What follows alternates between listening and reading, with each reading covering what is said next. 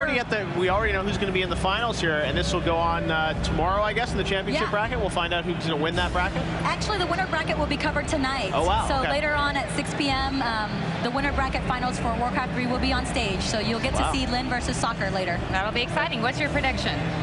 You know, now that Lynn has made it this far, I'm still cheering for Lynn. So I hope he wins it again. I mean, they're both Korean players. Both are good. So I'm voting for Lynn. Okay. All right, well, we'll see what happens there. And, of course, if people want to see that match, they can go to BlizzCon.com and see that live, I know, streaming on the internet as well. And let's go to World of Warcraft now and talk about what's going on there with some of those arena battles. Sure. World of Warcraft is moving a little bit slower in the pace on how far it is in the tournament. But the first match of the day was SK Gaming against WOA, and it was a close match. It was really, really good. SK was able to advance on. So they're waiting right now to see who is going to win between Ship It and All Pass. And that's taking place at the moment on stage, and that's a really interesting match. Although I've heard that we have it here as a Ship It actually has won against All Pass. I don't know if that's correct or up to date, but we've got yeah, we had Ship It did beat All Pass. So they must have won while I was walking over here. Wow, we're right up to date on faster than you thought. The interesting thing about All Pass, though, they changed up their lineup. Really? Yeah, they actually changed to a plate cleave lineup, and I think in order to counter... Are you allowed to do that? You can. I mean, before you go in, you can change what type of... Bring in the second string guy. I don't know. We should talk to someone about that. Guys a little hungover. You got to bring in the new guy. I don't know. They changed it up and, you know, but didn't make it on anyway. Ship It won. So all right. Ship It and SK Gaming, and then you're going to have Existence against TSG as well taking place. Now, TSG was the American team that really came around and beat teams that no one expected them to beat. So it'll be interesting to see how they advance. Yeah, they were able to defeat DKP in the first round, and Existence was able to defeat Button Bashers. So. All right, let's move on now to StarCraft and see what's going on there. There was a lot of debate about some of the players there, some smack talk that was going on between some of the players. Do we have any information here on how Savior won the first one? Yeah, there you go. The you know, trash-talking Savior made it on, and he'll be playing against Mental Zero, which was taking place on stage earlier. That was a really awesome match to watch. So, yeah, Savior's still in it. Then you have Effort, who beat Idra effortlessly. Idra's already out. Yeah, well, he's still in the lower bracket now. He's got to fight his way up, unless he didn't. No, you're right. He's completely out. So no Idra now in the tournament. And then you're going to have Nada playing against Effort. And Nada and Rhett actually had a really close matchup. Wow. So 4 Koreans there already in the semifinals, I guess. That's not a surprise. Not a surprise. As you said, it was going to happen that way, Kim. There's only one foreigner left there down on the very bottom. That's Rhett.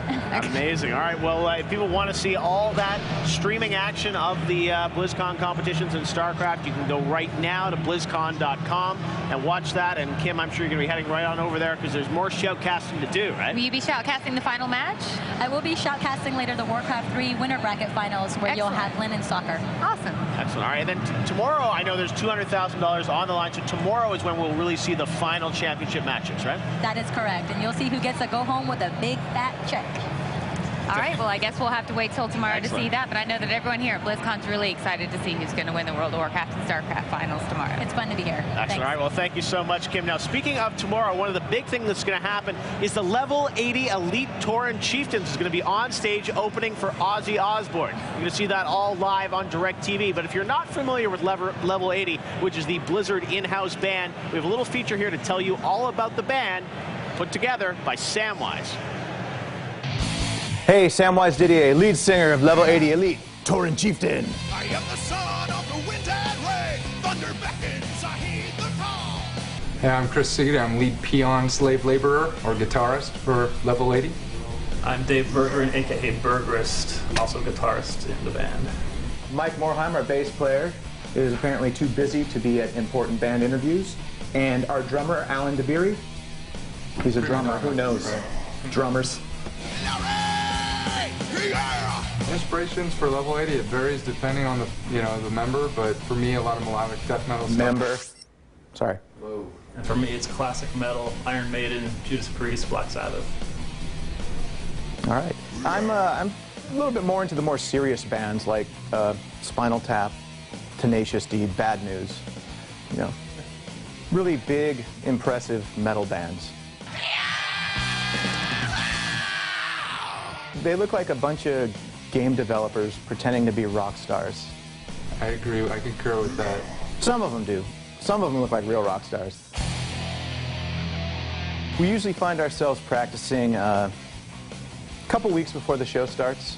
Probably can't tell by the way we play as it's really crafted well, but yeah, it only takes us a few weeks to whip up this machine that is Level 80 Elite Tauren Chieftain. Heed my call. As far as naming went for Level 80, obviously it's moved around quite a bit, and it started all back during the Frozen Throne Warcraft 3, and it was really sort of a joke that we put in 10th level Tauren Chieftain at the time, and based on the hero mechanisms in Warcraft 3, and got it on there as just a credits, basically bonus at that point, and then from there we sort of evolved. Is that it? That's it? That's it? Yeah. Oh.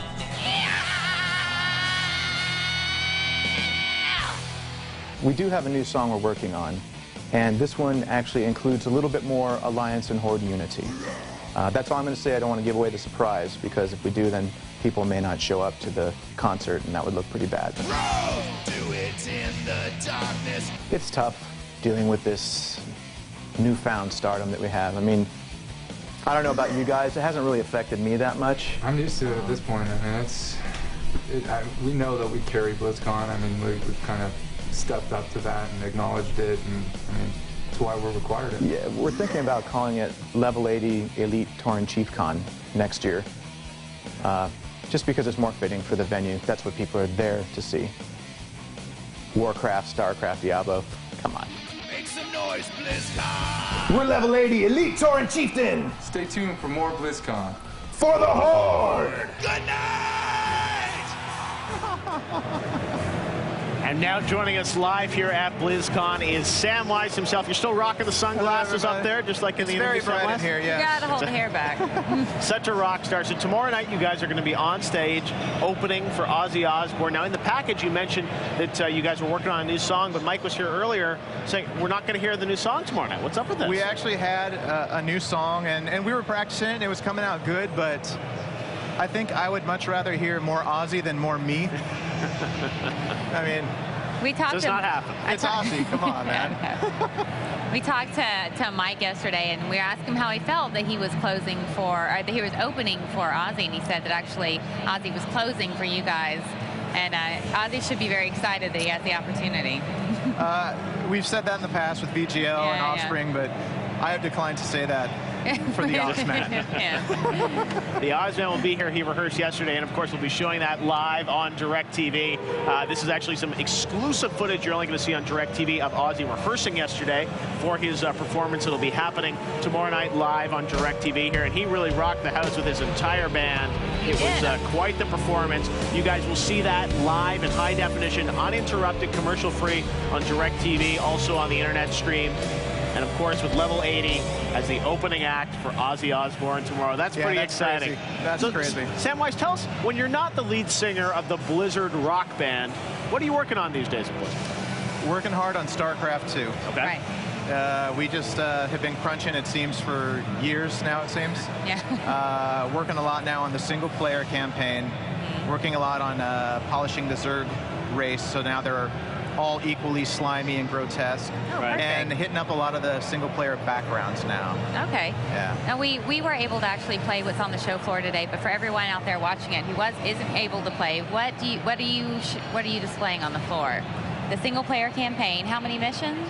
I think there's a handful. We have it where you can play, and then there's a choice, an A or B choice. Okay. I think it's two missions. Right. Yeah. Two choice. You have a mission with a choice, I think, right? Right. It shows some of the branching stuff. And I mean, the in-game cinematic stuff, I think, when we played it, that was one thing that just, I mean, really amazed me, because you guys have done such great cinematics pre-rendered, and now when you see the in-game storytelling, I mean, it's just all linked up so well together. I mean, tell me from an artistic perspective, what do you think that adds to the game experience?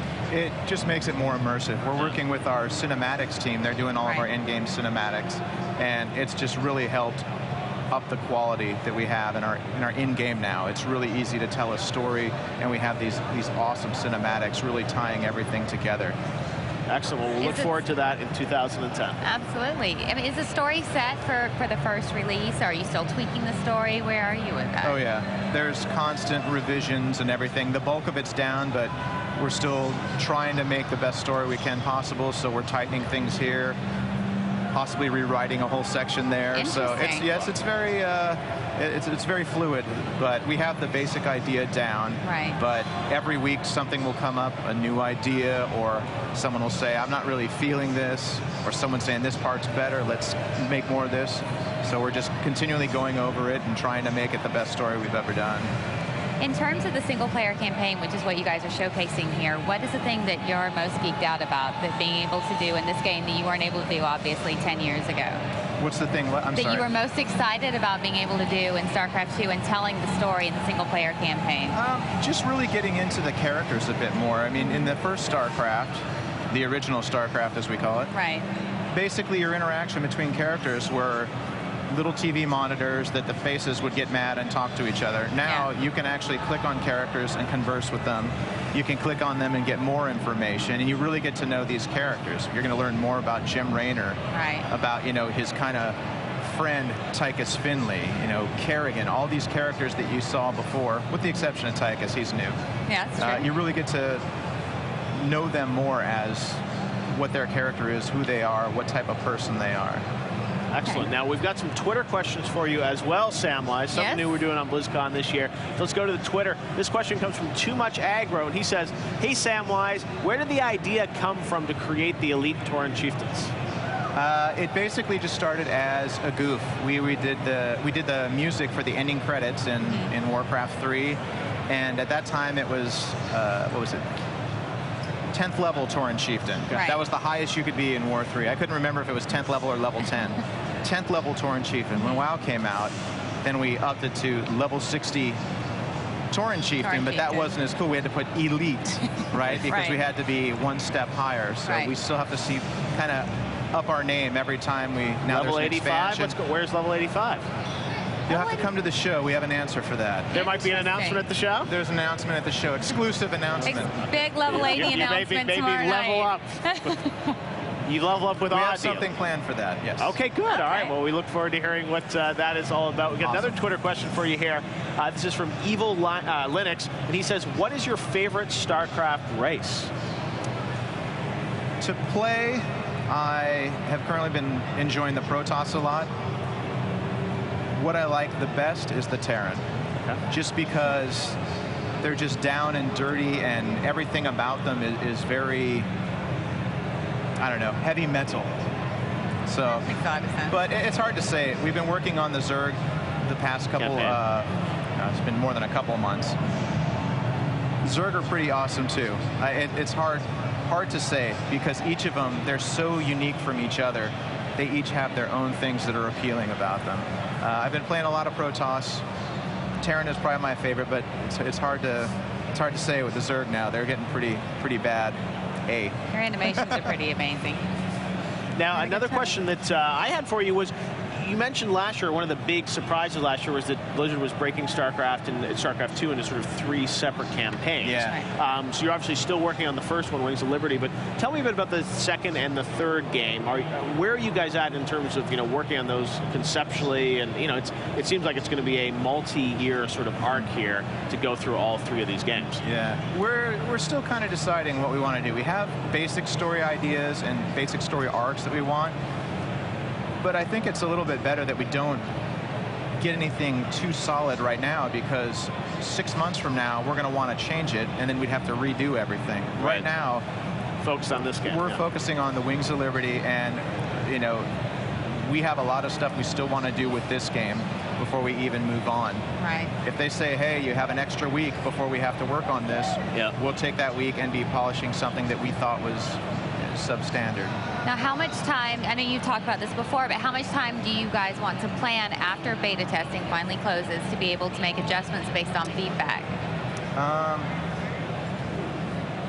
We take a lot of the information as the beta's plan and tweak it, but we're not going to be doing a lot of artistic changes then. If there's for some reason a unit or 2 that people just hate, we'll probably fix them, their logistics, as opposed to redoing the whole thing. Absolutely. So, yeah, hopefully with beta we won't have too many things we have to change other than numbers and balance. Excellent. All right, well, Samwise, thank you. We will see you tomorrow and see you live on stage. Let's go right now to the main hall for another panel.